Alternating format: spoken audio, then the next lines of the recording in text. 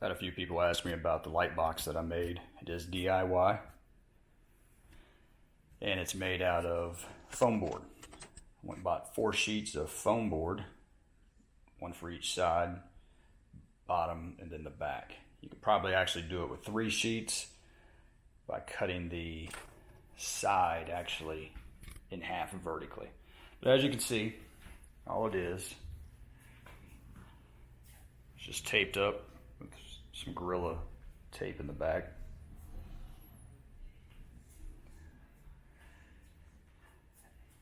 So this is it. And as far as the lines will actually show in the back. So what you do is you take some poster board, poster paper, I'm sorry, and you just kind of lay it like that. So you can see where I've seamed it across the top. I used 2 pieces of poster paper. And this, when you shoot, will be a nice seamless look in the back, so you get a nice fluid look. You won't have that seam in there.